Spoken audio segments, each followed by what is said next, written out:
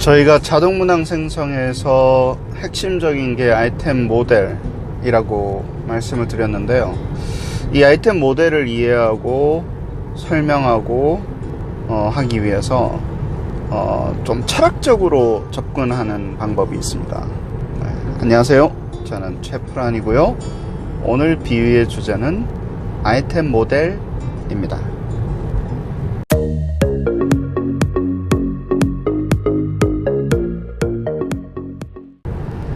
아이템 모델은 문항 이데아다. 네. 여러분 그거 아시죠? 그 교실 이데아, 서태지와 아이들. 네.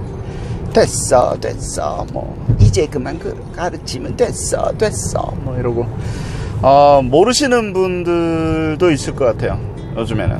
네. 근데 저희 때만 해도 이 노래를 모르면 간첩이다, 네, 그럴 정도로 엄청 유행을 했었던 노래고요. 지금도 사실은 상당히 많은 분들 알고 계실 거라고 봅니다. 왜 바꾸지 않고 네, 막 됐어 이러면서 막 소위 말해서 이제 까불까불 거리면서, 네, 사람이 뭐 말만 하면 됐어 막 이러면서 네, 깨살스럽게 깨살지기면서, 네, 돌아다녔던 기억이 새록새록 나네요. 거기서 이제 이 노래 제목이 교실 이데아잖아요. 네. 그래서 네, 그 이데아가 뭐지? 뭐 이렇게 생각하실 분들도 계시지만, 제가 그래도 나름 네, 철학을 학부 전공을 했을 정도로, 네, 뭐 머리 공부를 안 해가지고 그때 그냥 전혀 머리에 남는 게 없지만, 네, 학교 다닐 때 공부를 엄청 안 했죠. 학교 다닐 때 공부하는 거랑 인생이랑 별로 상관없다라는 게 느껴질 정도로 후회는 많이 돼요, 철학 공부를 안 했던 게. 그래도 짧은 철학 지식이지만, 플라톤의 이데아론에 대해서 설명을 하도록 하겠습니다. 교실 이데아가 이제 플라톤의 이데아론에서 나온 건데, 거기 보면 이제 플라톤이 이제 이 세상을, 월드를 두 가지 월드로 나누죠. 하나는 아주 이상적인, 네, intelligible world로 나누고요. 그 다음에는 거기는 이제 직접적으로 관측이 안 되는 거예요. 왜냐하면 이 지식으로는 접근이 가능하고 그런 세상이 존재한다라고 아는데, 경험적으로는 관측이 안 되는 intelligible world가 있고요. 그 다음에 다른 world가 뭐가 있냐면 이제 observable world, 그러니까 observable로 이루어져 있는, 직접 관측이 가능한 것들, 우리가 만져보고 냄새도 맡고 눈으로 볼 수 있고, 인간의 이 경험적인, 네, 관측이 가능한 그곳에 세상이 또 있어서 그 두 가지 세상으로 존재를 한다라는 거죠. 그 교실 이데아론에서는 무엇을 이야기하냐면, 과연 교실이 이상적으로, 우리 현실적으로 보는 이 교실은, 눈에 보이는 이 교실인데, 그러면 이 교실이 어떤 것이 되어야 되는가에 대한 아주 심오한 철학을 노래로, 네, 됐어 이러면서 이제 이야기를 하고 있는 거고.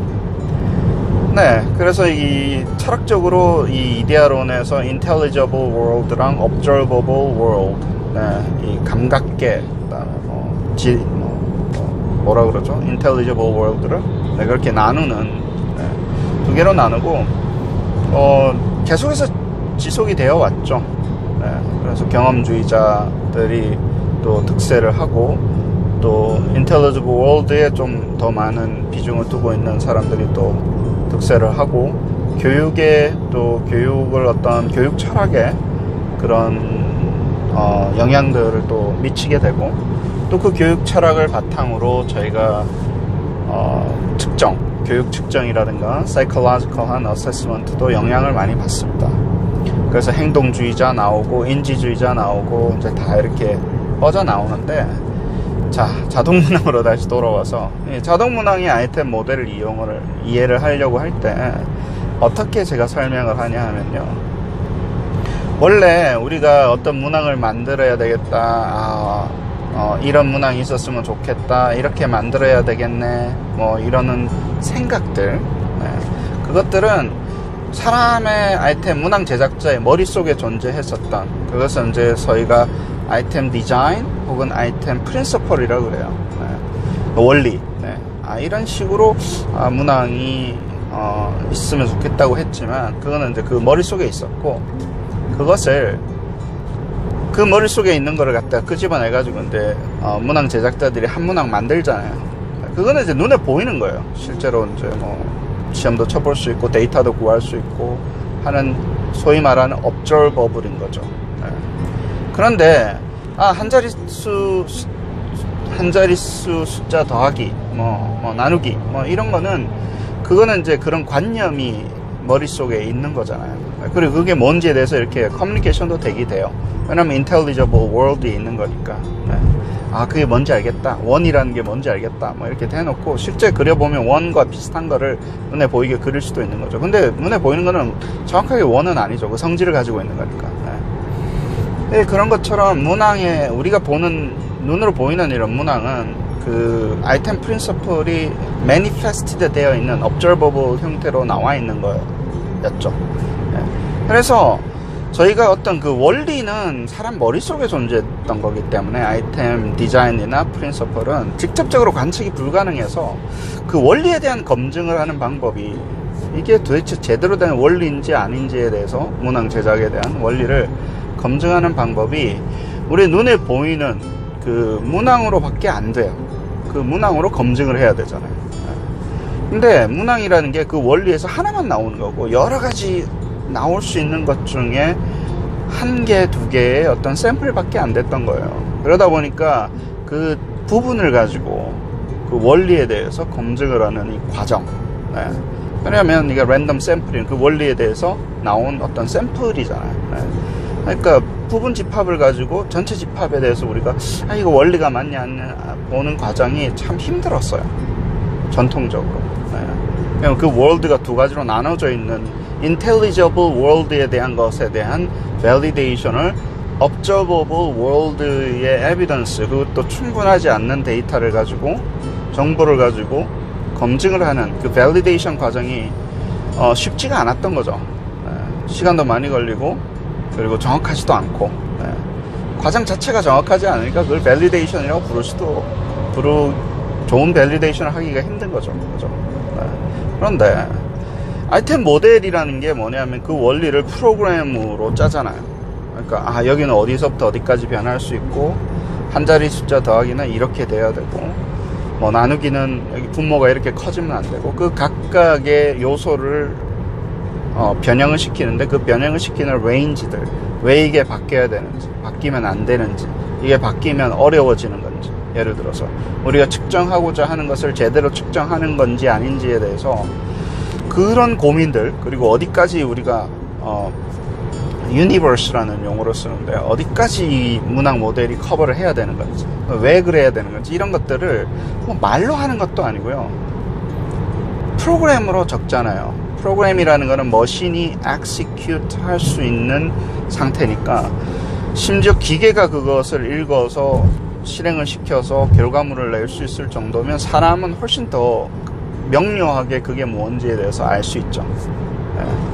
그래서 그렇게 clarify 해주는 거, 그리고 그 아이디어를 manifesting 해서 어떤 문항의 원리, 어떨 때는 우리가 그걸 task라고 부르기도 하는데, 그 task를 명세화 시키고, 그리고 clarify 시켜가지고 프로그램으로 적어서 이제 그거를 가지고 우리가, 그리고 이미 적을 때부터 이 construct에 대한 고민을 훨씬 많이 하게 되는 거죠.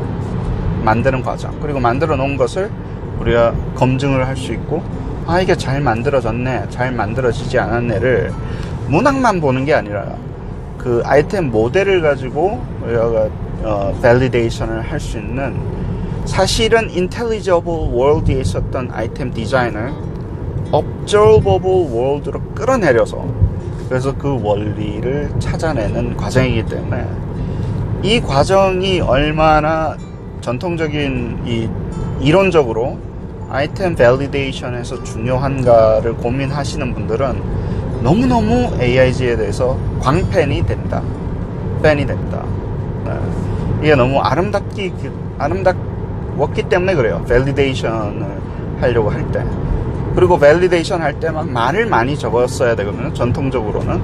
왜냐하면 validity study는 이렇게 막 물론 이제 에비던스들이 많이 있지만 validity study는 이걸 구술을 해줬어야 돼요. 네. 그래서 영어로 소위 말하는 이제 글빨이 있어야 돼요. 말빨이 있어야지 그걸 해낼 수가 있었는데 validity analysis를 이론적인 부분에서는. 아이템 모델은 프로그램이잖아요. 네. 프로그램은 그 프로그램 자체가 validity document가 되는 거예요. 이 프로그램을 짰다는 그 코드 자체가 그 속에서 이야기를 많이 해주니까 상당한 부분을 프린서플에서 이야기를 하게 되니까 empirical evidence의 아주 중요한 evidence로 추가가 되게 됩니다. 그래서 validity가 왜 높아지는구나. AIG를 practice에서 잘 활용을 하게 되면 왜 assessment validity가 높아지게 되고 그 assessment validity가 높아지는 과정을 intelligible 한 월드에 있었던 아이템의 principle이 이제 눈으로 보여서 보고 느끼고 네. 그리고 커멘트하고 replicate하고 또 재구성하고 revise 할 수 있는 그 아이디어를 네. 그런 상태로 떨어뜨려서 이제 전반적인 그 assessment validity가 올라가기 시작을 하는 거죠. 네, 뭐 됐어. 뭐 이 서태지와 아이들의 교실 이데아 노래부터 시작을 해서 철학으로 갔다가 다시 오토매틱 아이템 제너레이션 아이템 모델로 돌아왔는데요. 시간이 좀 길어졌지만 개인적으로는 참 중요한 이야기라고 생각을 합니다. 처음에 들으실 때 이해를 못하실 수도 있겠지만 조금만 곰곰이 생각을 해보세요. 네, 이게 뭐 숫자로 안 나오고 뭐 그림으로 안 나오고 계산 통계에서 이게 무슨 철학 얘기냐 이렇게 이야기를 하실 수도 있겠지만 한번 생각을 해보셔서 왜 이게 중요한지 조금 곱씹어보는 네, 그런 시간이 필요한 토픽입니다. 네, 오늘 여기까지 하시죠. 도움이 됐으면 좋겠고요. 오늘도 즐거운 하루 그리고 평화로운 하루 되십시오. 네.